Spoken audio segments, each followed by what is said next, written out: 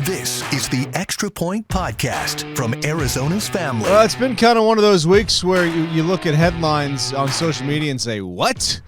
What? Let's bring in a man now who broke one of those big stories. The one, the only, Ken Summers from the Arizona Republic, longtime Cardinal beat writer, and today has a story about Eno Benjamin and why he left the Arizona Cardinals. Kent, good to see you.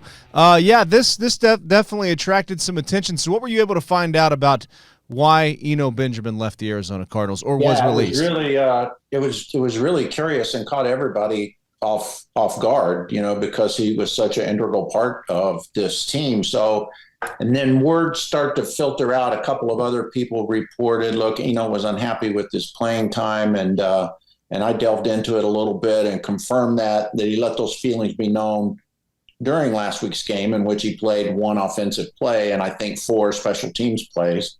And heard that, he got into an altercation in the locker room with an assistant coach. And the backdrop of all this is, hey, the Cardinals won in Los Angeles and are celebrating in that same locker room, smiles all around. Cliff Kingsbury's handing out game balls.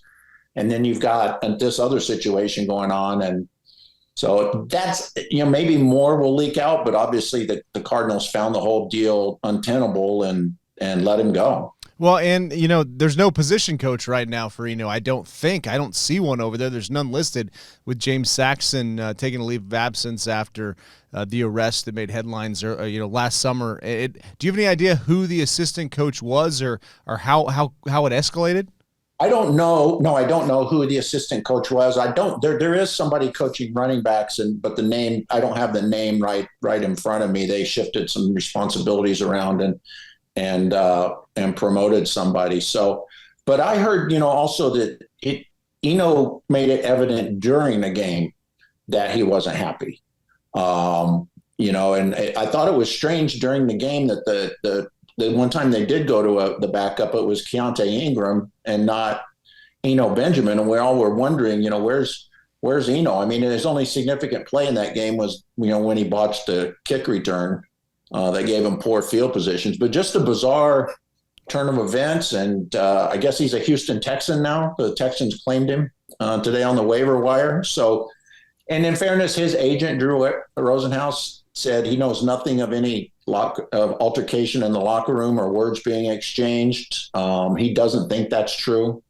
So he worded it very carefully, more than an outright denial, but I've been assured by a couple people that it happened. Well, and I went up to Eno in the locker room, not last week, the week before, and thought, he's always talked. He's always, going back to ASU, I've always really enjoyed talking to him and hearing what he had to say, and said, hey, you got a second to talk? And he said, no, I got to go. And just kind of stone-faced. And I should have put 2 and 2 together then. I wasn't going to tweet out, hey, Eno Benjamin, maybe he was just having a bad day. But I can certainly see where he was frustrated for the way he ran the ball against the New Orleans Saints and then turn around and not play.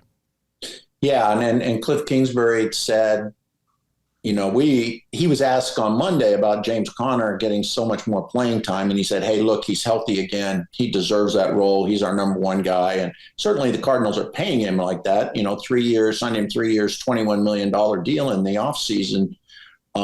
So, I think Eno Benjamin had to know this was coming, maybe not all the way down to one carry, but he had to know that his role would be diminished. And look, this has happened to other Cardinals during this season, right? We've seen it with A.J. Green.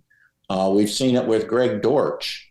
Guys have bounced from being having a big role on Sunday to barely not playing the following Sunday, but they didn't complain, apparently, to coaches, or if they did, those were in private conversations and it was hashed out. And apparently Eno handled it much, much differently. And unless there are things we don't know, seems to be a mistake on his part. Well, I don't know, maybe the Texans will turn out to be a better situation for him, but I thought he was in a pretty good situation here in Arizona. No, and a fan favorite and a guy everybody cheered for and had seen since college. So I would think that Hard Knocks is everywhere. If they capture this, I don't know. What do you think the chances are it ends up in the show on Wednesday? 0. That's what I'm hearing. I'm hearing that it's not going to be addressed, or if it is, it'll be a cursory fashion. And I can kind of see that.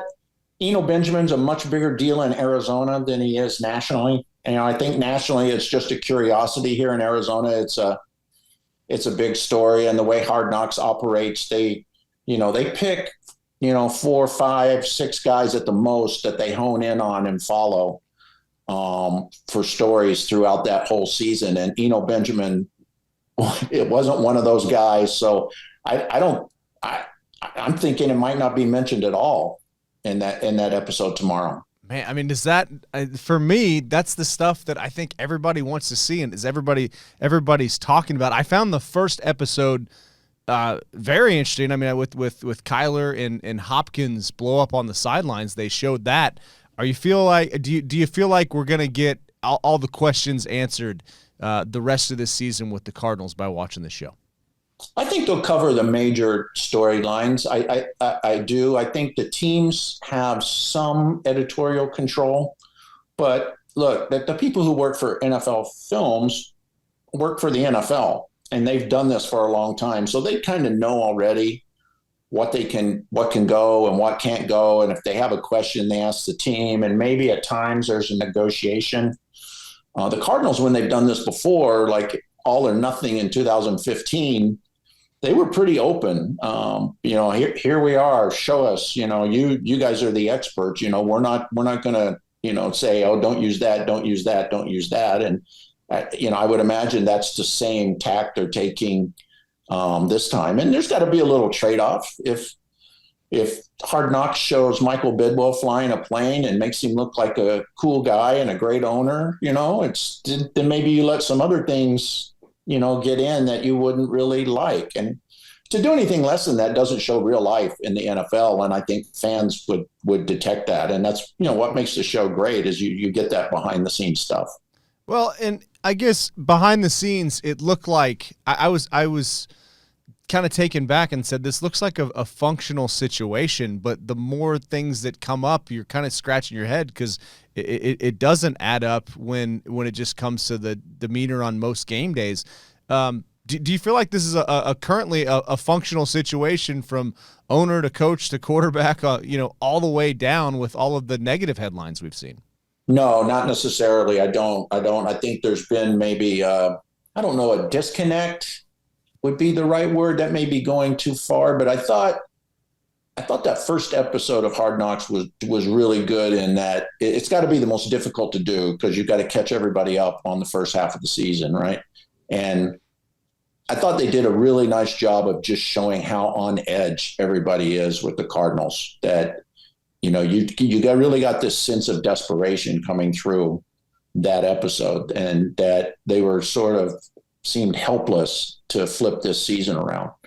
So I thought they did a nice job of really finding what the tone of this season is and making it come through. And I'm really anxious for episode 2 and beyond, because I think they'll just find their rhythm and it will just get better. Does an organization get better by letting a guy like Eno Benjamin go? If he's going to be unhappy, if he's going to be miserable to be around, if it's always going to be, hey, if he doesn't get this many carries, he's going to, not only pout on the sideline, but say something and not be happy, then yeah. And look, you can find running backs in the NFL. I like Eno Benjamin. I thought he was really talented, and he gave them a boost, and especially when Connor was hurt and he had the 92 yards against New Orleans. But you're not going to, that's not going to detrimentally hurt your season. I think Keontae Ingram's a fine young running back. They've got 2 guys on the practice squad who have played some in the NFL. I think they'll be just fine. And into next year, I think they'll be able to find another Eno Benjamin in the late rounds if that's the way they want to go.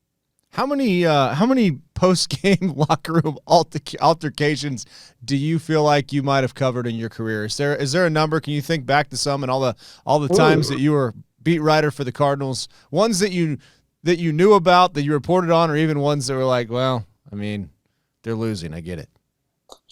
Yeah, it gets a little heated at times. Usually, when a team's losing, though, it isn't guys going at each other. It's just this feeling of despondence when you walk in there. Everybody's really quiet and to themselves, and you know what it's like, Mark. You've been Yep. in there. It's like going to a funeral. Yeah, yeah. It's like, and everybody's whispering, kind of like they're at a golf tournament, and um, I haven't witnessed really a locker room altercation. Not after a game. I've seen it like during a season, during the week, but it's usually over. Somebody's got their music too loud or something, something. And when guys don't like each other, but for the most part, they're adult enough to just avoid each other in that case, or just like, Darnell Dockett used to say some things in the corner of our locker room, and I know some vets around him would just like look and like roll their eyes, like here we go again. Well, it was wildly entertaining. I do kind of miss Doc's honesty, especially after losses, and but yeah, that was that's what this team misses a little bit. I think is after games, the veterans who will stand up and talk about the situation. There are some, but not as many as there have been with other teams. You can. I think Kyler Murray's been very good after losses this year. Of taking responsibility and also, giving some explanations. And Buda Baker has been very good. DeAndre Hopkins is usually pretty good and is there. So, we'll see. It'll be a fun week all week, but a fun weekend in Mexico City. Are you going down? Are you going to make the trip? Yeah. Colleague Jose Romero and I are going. We're going in Saturday. We thought maybe the Cardinals would do some community stuff down there, but they're treating this, and the 49ers are too, just like a road trip up, another 5-hour plane ride, a game, and go home. Well, so we're going down too. The game's actually on 3TV up here, or it's on CBS 5 up here.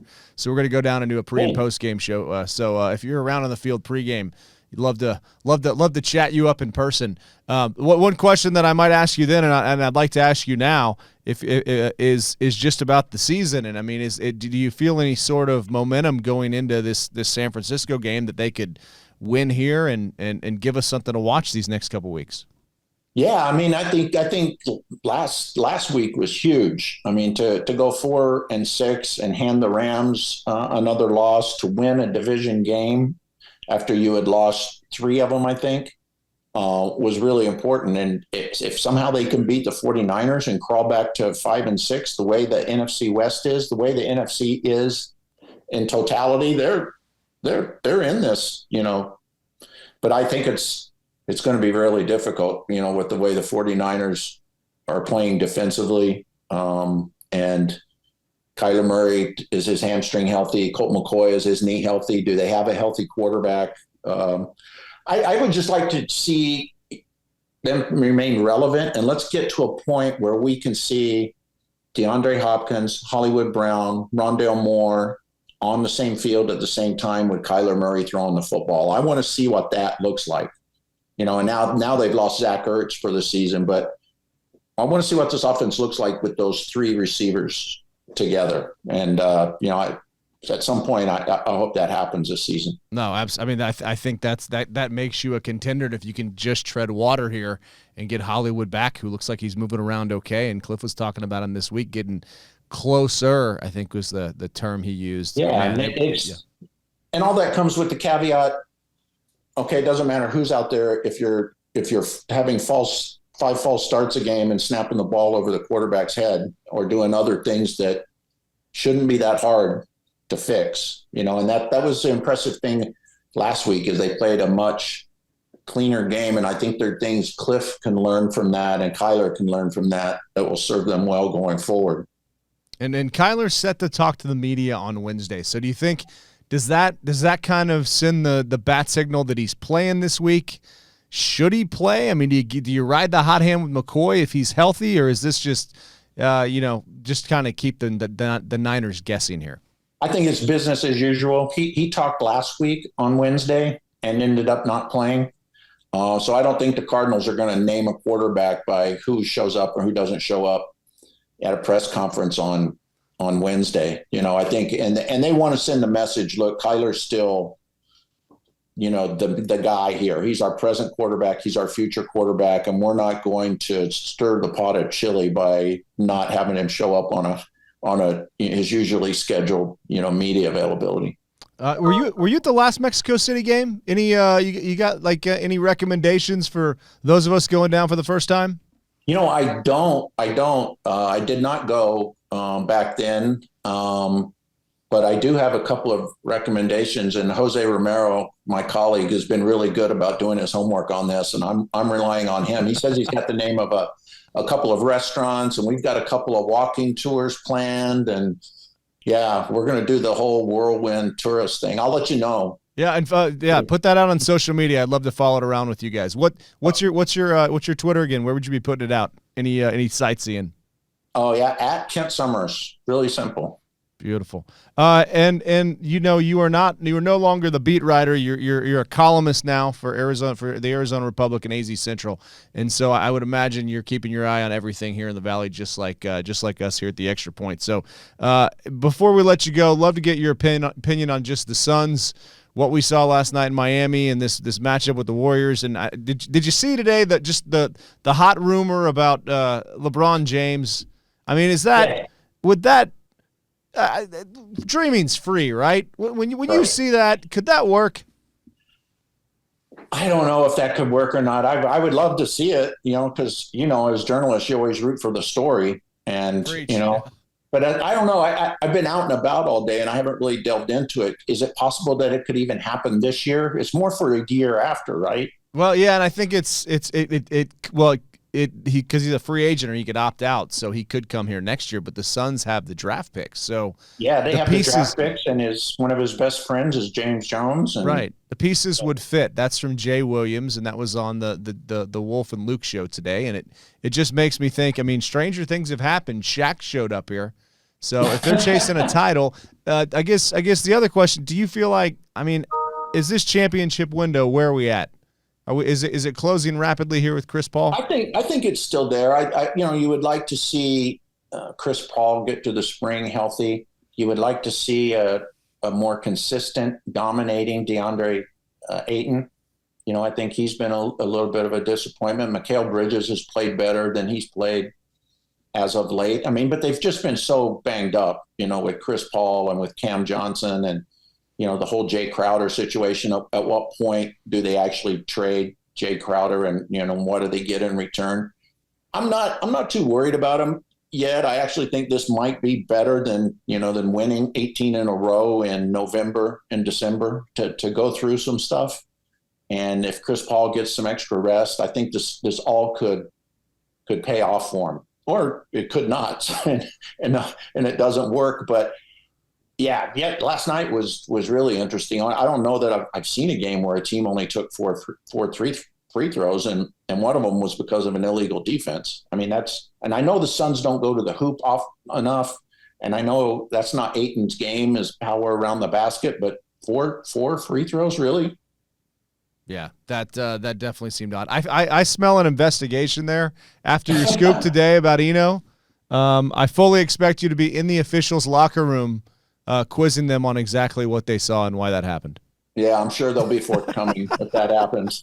All right, what's coming up next? What are you currently stewing on, and where can we find your next piece of information you put out there? Always at azcentral.com. Working on a couple things. We'll see if they come to fruition. We're working ahead on some Thanksgiving stories with early deadlines. We've got to have those in by the weekend, and we'll see what the week brings. It's Arizona State, and the Cardinals have been pretty good about giving us news stories for most of the year, good and bad. So we'll ride that wave a little bit more. I saw Chris Peterson, the old Washington coach, today down at the Fiesta Bowl Museum. He could have just been in town visiting, but I was like, I asked somebody about him. Would he ever come back? This was like a month ago, and they were like, "Oh no way, he's done." With it, that whole search, now it's come out that they do have a search firm identifying candidates for him. I actually think in this case that's probably a good thing, because we've seen, left to their own devices, what happens at ASU. That's how they ended up with Herm Edwards. You end up hiring your friend. Right. So, yeah, and you can operate through back channels and try to determine who's really interested and who is not. So, yeah, it's nice to hear that they're doing something. And Kenny Dillingham up at Oregon, that would seem to fit. We started at Chaparral High as a quarterback and coached with Charlie Ragle, and you could, before you get out of here, final question. I mean, it seems like what Arizona State needs right now is some buy-in from Arizona people to kind of put this thing back together. So if you got kind of an all-star team of Arizona coaches, Aguano stuck around, you brought in Dillingham from Oregon, maybe even you go get Charlie Ragle out of Idaho State, even though he has a job and he's a head coach right now, but he gave Dillingham his start. I mean, it seems like, Arizona State needs some buy-in big time. Do you think that could work? Yeah, I think that could work. I think it helps, obviously, to have Arizona ties. I think it would help even more if it's somebody who understands the program, who understands why it's still a sleeping giant that hasn't been awake for, a couple of decades, who knows what he's walking into and what has to be done and what has to be different. I like the fact, hire somebody from outside who's been to a few different places, who can bring some best ideas. But if I'm a head coach candidate too, like Kenny Dillingham, who's going to be, in demand and very young, I have a lot of tough questions for ASU too. Are you going to give me the resources, or how is your NIL set up? All of those things that, I would want assurances and some things written down that, hey, I can really compete, in the Pac-12 if it's still going to be the Pac-12. Right. Well, it's a fascinating one to watch. We'll see you out there in the field, the news conferences, and yeah, thanks for taking time to join us today. And look forward to the next scoop. Thanks for having me, Mark. The Extra Point Podcast is a production of 3TV, CBS 5, and azfamily.com in Phoenix, Arizona.